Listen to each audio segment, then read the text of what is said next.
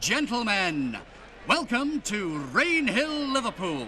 Welcome to the most fascinating contest of 1829. Surely the race of the century. This is a race in which only the strong will survive. It's a race between 5 mighty machines. Have you ever seen such strange-looking trains? They were built 170 years ago in the year 1829. In those days, they didn't have railways like we do today, with trains travelling all over the countryside. In fact, the train hadn't even been invented yet. Can you imagine what life would be like without the passenger train? How different our lives would be? The railways needed someone to invent them, a special kind of person. This book tells the story of such a person, a man who had real faith in trains. In fact, he was to become known as the father of the railway. His name was George Stephenson, and he proved to be a most remarkable man. George Stephenson and his family lived in the north of England in the shadow of huge mines where coal was dug from deep underground. Because his family was so poor, George was never allowed to go to a proper school. He couldn't even read or write. In fact, George, like most children of the time, was expected to go out and get a job from a very early age. By the time he was 10, George had a job in the coal mine. There you are, George, me boy. Time for a quick cup of tea before your first day in the pit. How much does a coal picker get paid, Dad? 6p a day. It's not bad money.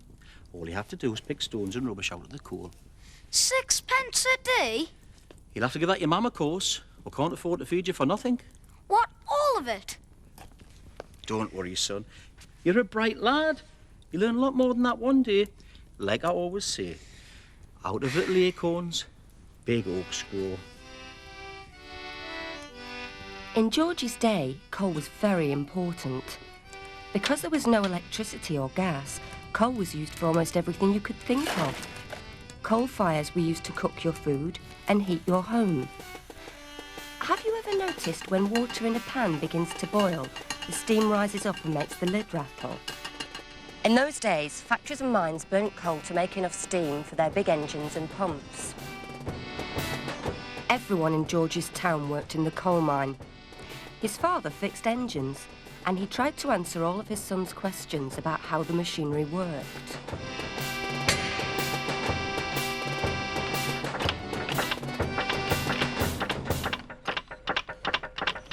As George grew up, he learnt more and more about machinery, and it wasn't long before he was given a better and more responsible job. From then on, life was busy. I moved to Willington Quay, where I worked on a winding machine, which pulls coal wagons up the hill. In 1802, I met my first wife, Frances. The following year, my first son, Robert, was born. I think I prefer the sound of engines.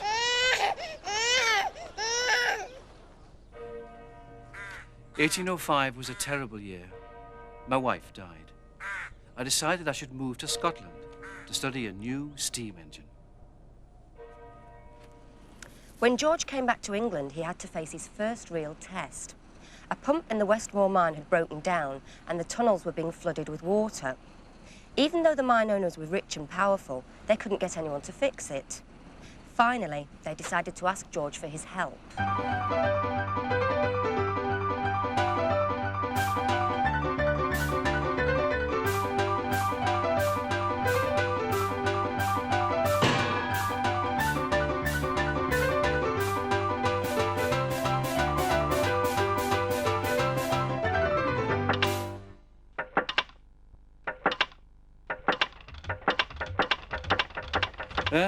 Well, as me old dad used to say, if at first you don't succeed. Thank you for the £10, gentlemen, and thank you for the job offer. I've had an idea for a new machine. Instead of using pit ponies to pull your coal carts, I've got a new engine which will do the job much better. I call it the locomotive engine. These locomotive engines can be used to pull passenger coaches too. They'll run along rails. Only faster than anything you and I could dream of. I believe the locomotive engine one day may be capable of 30 miles per hour. Have you ever heard anything so ridiculous? 30 miles an hour? I've heard that if a man were to travel any faster than a horse can run, his head will explode. You may not believe me now, but just give me a chance, and I'll prove it to you. George was sure that one day trains would be able to travel along railway tracks, and he convinced one or two people to listen to his ideas. But there were still lots of problems, which he got his son, Robert, to help him to solve. We know we can get steam engines to move along on wheels. A locomotive, right? Yes, Dad. So, locomotives, pulling carriages, travelling on rail tracks will be able to take passengers all over the country. But, Dad, the wooden rails can't carry the weight of the engines. Anything heavier than a coal cart just breaks them. How can you have a passenger train run on tracks if there are no tracks? So you need to make the rails out of something stronger. Now, I've met a bloke who's worked out a way of making rails out of cast iron. Now, you don't get much stronger than that. Problem solved. But, Dad, even if we've got the track, where are the locomotives going to come from? No one's interested in building them. Good point, son. Good point. That's why we're going to open our very own factory to build our very own locomotives to our very own design. There's no track, so we're going to lay it ourselves. There's no locomotives, so we're going to build them ourselves. I bet I end up driving the train as well. Now, Robert, you know what my old dad used to say? If you want a job doing properly, do it yourself. George now began work on the world's first passenger line to run from the town of Stockton to the town of Darlington, a distance of 11 miles. He built an engine called the locomotive and a passenger coach called the Experiment. But there were soon problems on the Darlington line. Problems? You can say that again. Mr. Stephenson hasn't got round to designing any brakes yet. Does he think we're going to slow the engines down with our feet? Now, railways are all very well, but I think the carriages would look much better pulled by a nice team of horses. And I'm not the only one round here that thinks that. In 1828, the Railway Board were also beginning to lose confidence in this mad engineer in Newcastle. Mr. Stephenson has written a very long report on his railway system. And we have written an equally long one in reply. Our opinions differ. I believe fixed engines would be much cheaper than Mr. Stephenson's locomotives. But to be fair to both parties, I think we should hold a competition. We shall award a £500 prize for the best working locomotive. Inventors from Britain, Europe and America wanted to be in the competition. But by that damp autumn morning in 1828, only 5 machines were ready.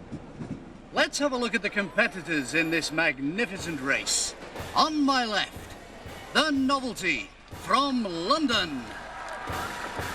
Number 2, the Sans-Pareil, built by Mr. Hackworth from Darlington. Number 3 is the Rocket, built by Mr. George Stephenson of Newcastle upon Tyne. Moving along, this strange machine is the Cyclopede from Liverpool. And last, but by no means least, the amazing Perseverance, built in Edinburgh by Mr. Burstall. And let's hope, ladies and gentlemen, that he does not burst all. Gentlemen, prepare to race! The contest wasn't just about which engine could travel the fastest. Each engine was judged on its weight, speed, how powerful it was, and how reliable. Out of the 5 finalists, 3 were pretty hopeless and had to be withdrawn.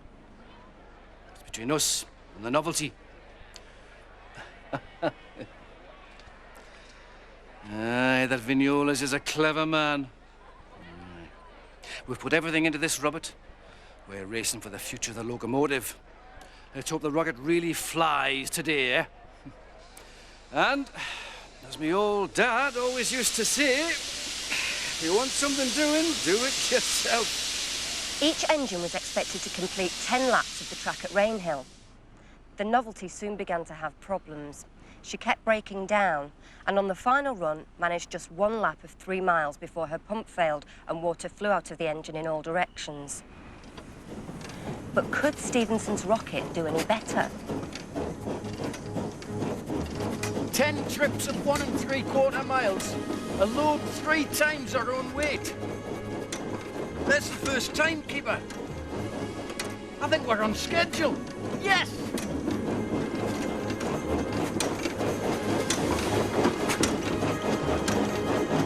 The tension here is quite incredible, with everything riding on this final lap. George Stephenson's trying to look calm, but I think he must be very nervous. Still, the rocket is performing well. The final lap, I've just been handed the times, the final lap was covered at an incredible 29 miles an hour. So much faster than its rivals. Ladies and gentlemen, I think we've just seen the winner of the Rainhill Trials. 29 miles an hour. Amazing! Hooray! The Stephensons and their rocket had won. The judges declared Stephenson's engine to be the best and awarded him the £500 prize money. George, congratulations. Well done, Robert. Thank you. So, what next for George Stephenson? I hope to help others set up their own railways. We've already had inquiries from America, Belgium, Scotland. But can I say, this isn't a success only for me. It's a success for all who believe in railway locomotives. And, as my old dad used to say, he who laughs the last, laughs longest.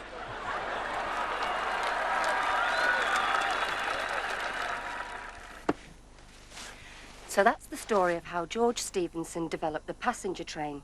But is the story true? Well, come with me and we'll find out.